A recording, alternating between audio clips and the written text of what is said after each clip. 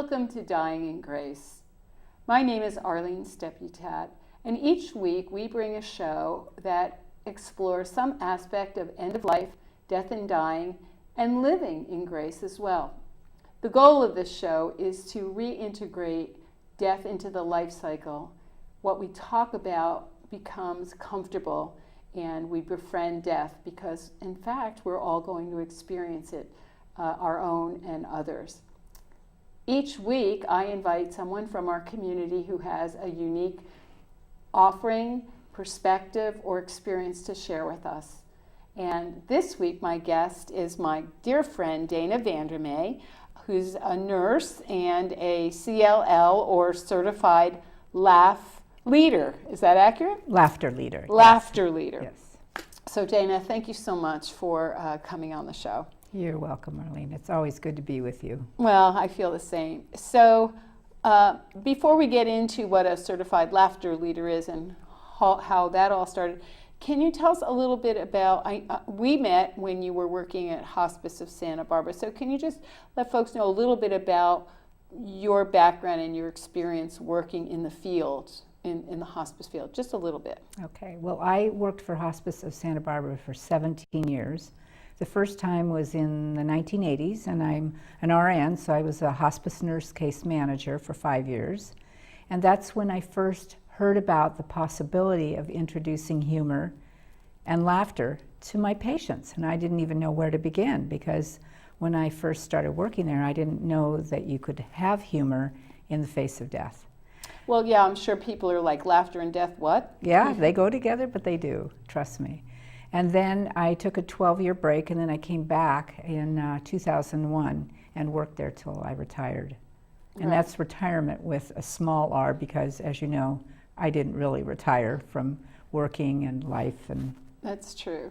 So just to clarify for our local audience, Hospice of Santa Barbara at one time was paired with visiting nurse and hospice care, so it was a medical hospice, and then it has now a voluntary hospice, and so the services there are free. Hospice of Santa Barbara is on Alameda Padre Serra and has wonderful counseling and support groups and educational events for the community. And the medical model hospices, visiting nurse and assisted, and some of the others are medical and require a doctor's referral, just so people, because there's a lot of confusion in our community around that. And whatever we can do to help clarify and educate, that's exactly. always a good thing. Exactly. Mm-hmm. So you learned that you could laugh at death, and so tell me a little bit about that journey. You discovered it, and then what happened next? Well, when I first came to hospice, you might say I was a burned out nurse. I'd worked 7 years, nights in critical care. And it was a time for a change in my career. I have to say my humor quotient was at the lowest level. I was using gallows humor just to cope. Mm-hmm. And it probably wasn't even the healthiest, but me and my colleagues, that's how we got through. Right. Because we faced death, of course. We tried to avoid it. We were about saving lives, stamping out disease in critical care. It's what you do. And so when I came to hospice and heard about the concept that you can laugh in the face of death or with death, around death, I thought that's interesting. I went to a convention, and Annette Goodhart, who was a local therapist for many years, used laughter and humor in her therapy. And so she bought everybody clown noses and told us to put them on. And then she said, think about a time when you face tragedy or something very serious. Well, with a room full of nurses, it wasn't hard to think about that. And then she said, and I want you to attach a hee hee ha ha ho ho to that. And I thought, really? Okay. So I tried it. And within 5 minutes, we were laughing at whatever we'd been thinking about that might not have been so funny at the time. And she said, comedy really is tragedy plus time. That's really interesting. You know, the other thing that I'm reminded is, and I don't know if it was around the same time, but Norman Cousins' book, I think it's called Anatomy of an Illness. Right. And he was also someone who laughed himself healthy when he had gotten, I forget what the diagnosis was, but he was not expected to live. Right. It was like, go home and get your affairs in order. Right. And he chose to watch Laurel and Hardy and Three Stooges and read, and lo and behold, the laughter actually changed his body chemistry and healed him. Now, laughter is good medicine, but I always say, but also follow your doctor's advice. Don't use that as the main form of medicine. There's still good well, medicine. I think he still stayed under his doctor's care. I think so, but it was just they had no hope for him at that point, so why not? But, and he was in a lot of pain. Yes. And he felt that laughter helped not only cure him of his illness, but helped reduce his pain levels. So yeah, I thought that was amazing. So tell us about the certified laughter. How does somebody get certified as a laughter leader, and where do you lead tell us about the leading of the groups. I mean, I'd like to sit at a group and laugh. That sounds fun to me.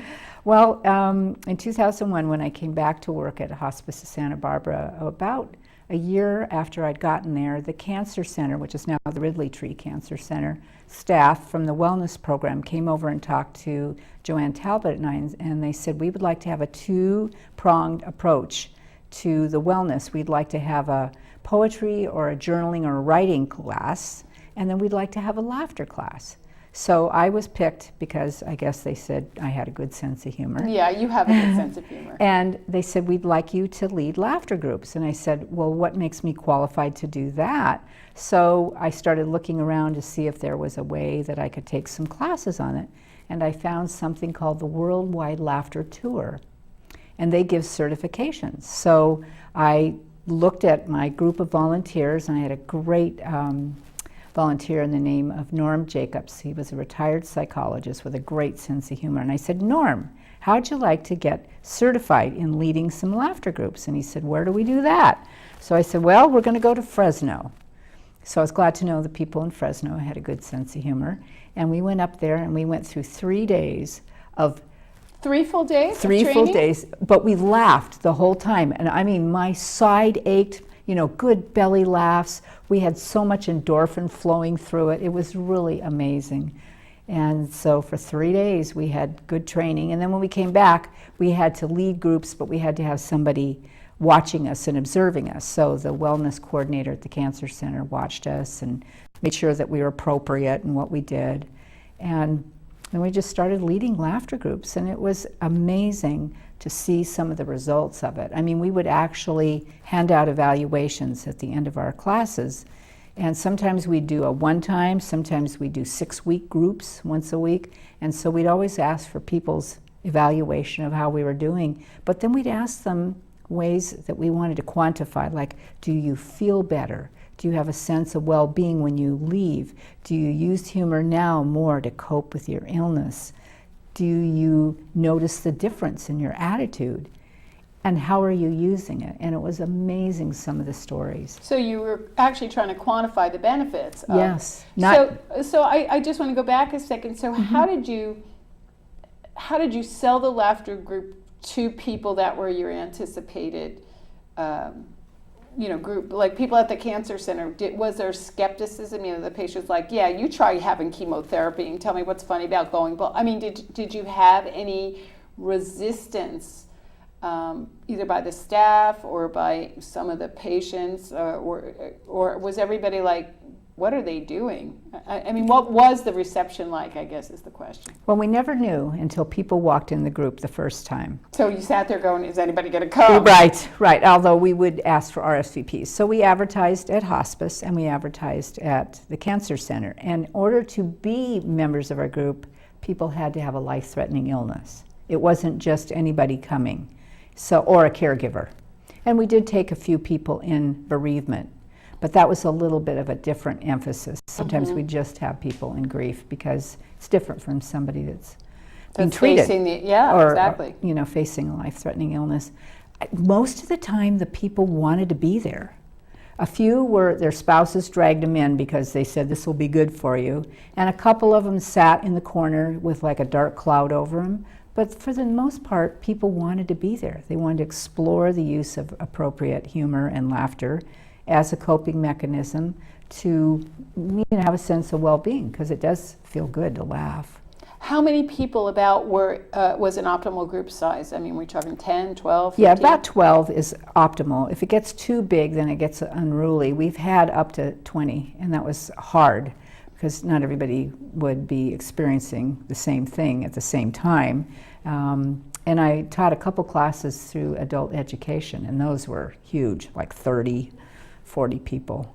But that was a little different emphasis. So what happened? I mean, can you walk us through how long were the classes? Walk us through, you know, do you stand up there and tell jokes, or, you know, what do your stand? I know you've ventured into stand-up a little bit. Have. So were you trying out your new jokes on people? What I did when I did the stand-up comedy, by the way, it was at Soho, and because I know death and dying very well, that was kind of my shtick.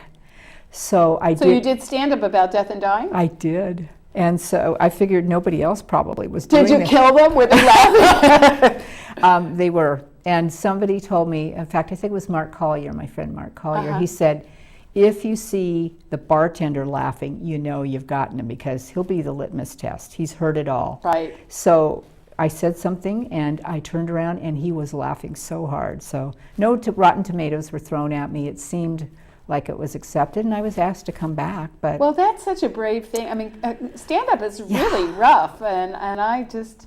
But let's go back to the our class. laughter groups. Okay, so what we would usually do is people would come in, and most of the time we didn't know them. So we would introduce ourselves, and we'd ask them to introduce themselves. And generally we would have them wear name tags. Sometimes we'd say, write down a different name or your alter ego or something. And some people would do it, and some people would grumble and like, oh no, and some would decorate their name tags. And so we would then, after we would ask them to introduce themselves, we'd say, tell us a little something about yourself if you want. And a lot of times they would disclose their illness. And then we'd say, is there anything you can find about your illness that you could laugh about? Any experience you've had? And then that would just start it. We didn't tell jokes, because sometimes jokes can be offensive. Sure. And not everybody appreciates a certain type of humor versus another. And we never wanted to offend anybody. So sometimes it would just come out, but most of the time it was funny stories, actual funny stories about their illness or their treatment or family life. And we would do laughter exercises to get people going. We had about a list of about 100 just starting to laugh. Or we'd have people get up and do funny things like, pretend you're at a cocktail party. I want you to go over and talk to somebody, but I want you to talk to them in gibberish. You can't say anything that makes sense. Well, that's pretty funny when you start going around a circle talking to people in absolute gibberish. And were they game for it? I mean, yes. the people were willing to, because that's, you know, I think of, I've run a lot of groups, and sometimes even getting people to open their mouth, ask a question, but to kind of actively participate, you know, that's great that people had fun with it like that. And they were allowed to pass if it didn't resonate with them. We never forced anybody to do that. And then we'd do fun things, like we'd have marshmallow fights. We'd blow bubbles. We would play kazoos. One time we organized a parade through the cancer center with kazoos. And it was so fun. I mean, we created memories. Sometimes things would just happen spontaneously. People would say, well, let's do this. Somebody suggested we do mouth noises as an orchestra. That, I will never forget that night. There was a local physician who was in our group, and he stood up and he conducted it as if this was an orchestra. And nobody was making sense, and they were all making mouth noises. It was just lovely. I mean, we'd come in with our own agenda, but one thing I learned was to be flexible and just go with the flow. So if one thing led to another, we did it. Well, it sounds, you know, it sounds marvelous, and it reminds me, as you were speaking and talking, I was flashing back on Patch Adams, the movie Patch Adams, and of course he was a real person. Right. And I remember one of the scenes in the movie, he's dressed up as an angel, where someone got a terminal illness and says, you know, here's future coming attractions, you know, and some people were outraged, but the person who he was dressing up for loved it. I thought, oh my gosh, we're making light of that, you know, and I think this whole idea of laughing at death, and now you used the term gallows humor before earlier, and you know, that is laughing at death, and I mean, it comes from that, and it is a coping mechanism, but I think there are people who are, I had a friend that used to say, what we have going on is a case of seriosity. Right. You know, that how dare you, it's sacrosanct and we should only be, you know,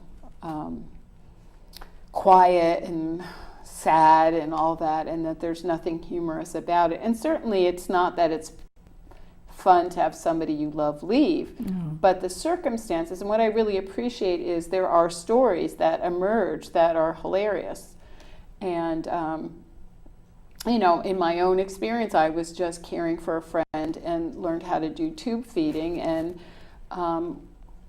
had no idea that I was going to squirt things all over the place. You know, I thought it was like this nice, clean. People showed me how to do it, and then it became funny. It really did become funny, and I know I've had that too. And it was such a relief. And I am not a nurse, so this was at first I was horrified that I made this mess, and then I found out everybody had that experience, and it became something it was laughable, you know, even in the face of a very sad situation. So I have to tell you a funny story. When I was a fairly young nurse and having to do tube feedings, 11 o'clock at night when I was making rounds with the night nurse and I was supposed to be going off duty, a tube feeding fell apart and went all over my head. And in those days, we wore nurses' caps, and this was a meat-based formula, so it was rather smelly, shall I say, and it was running all over my cap, all over my face, uniform, down the curtain, and the patient looked at me and he said, well, this is a fine kettle of fish. And I said, yeah, and it smells like it, you know? Yeah, and it was just, all I could do was laugh. And, right. And the night nurse, she was laughing so hard she could hardly stand. She was sitting down. She said, that looks pretty funny, Dana. And I went in the bathroom and looked at myself and I laughed. That's a way to cope. So for people that might be watching this and are in a depressed state or a sad state, and it's like there's nothing funny about this, how do you invite people to move towards seeing a different perspective or looking for the humor in something that is painful? Is there a way? Well, like I mentioned before, how Annette Goodhart taught us to take a situation and then just see if you can say ha ha or ho ho. Or another comment you could make, well, this is interesting. That also can change your perspective if you just, instead of being totally dark and negative, say, this is interesting. Maybe I could find a different perspective about it. I've used that raising teenagers. I had 4 teenagers at once. And so I'd say, well, let's see if we can reframe this and find something funny in it. Is that possible? Sometimes you have to search, but you can find humor and laughter, even in everyday living. Rushing through traffic. I found humor in advertising. I look for it everywhere I go and use it. And some days are not funny, but if I can find something to laugh about every day, it's a good day. Well, I know for myself that I've been in some very stressful work situations where I might get frustrated with someone's response, or I think we can all relate to that. And I finally got to this strategy, like if I saw this as a sitcom, where would the laugh track be? Because there have been sitcoms where people are really rude to each other and you hear that laughter underneath. I'm saying, I'm just going to pretend I'm in a sitcom, you know, like if this is a script and I'm just one of the players. And it took some of the sting out. You know, it just kind of shifted things for me, you know, just pretend that you're on television and somebody wrote this script and don't take it so personally. Right. So I think if you take life so seriously, there's a possibility you could wind up seriously ill. Well, there is a very strong connection. And can you speak a little bit about what happens to the physicality of our bodies when we laugh? Yes, I sure can. And our brain. Our brain. We'll start with our brain. Well, first of all, good chemicals are released. I'm sure you've heard of endorphins. People get a high when they run, and you can get a high when you laugh because it's nature's own morphine. So in the case of Norman Cousins, he said, if I laughed, good belly laugh, for 10 minutes, I would have 2 hours of pain relief and slept well. So I've tried that as an experiment. If I've laughed, how did I feel? Well, certainly I had a change in attitude. So you go from the brain to the next thing is the heart and lungs. Well, it oxygenates the blood really well. Get your heart pumping. It's almost like you're doing internal jogging. The organs get moved around a little bit. The GI tract, my gosh, it'll help you avoid constipation. It will get your stomach going, peristalsis working. I could go on and on. The immune system, it strengthens the immune system because we have different immune globulins, and they've actually done experiments where they had med students watch, Laurel and Hardy and some of the other funny movies, and then they took saliva samples, and they found that there was more immune globulins released, things that would, strengthen your immune system. It's what we call killer spit. So then you move on, and I mean, you can just, the muscles, there's a bit of muscle tension when you're laughing, but then when you release, it's such deep relaxation. Blood pressure goes down, temporarily it goes up, along with your heart rate, but then there is such a period of relaxation so that blood pressure is lowered, heart rate's lowered. So it truly is one of the best medicines. It surely is. That old Reader Digest thing, laughter is the best medicine. It's really true.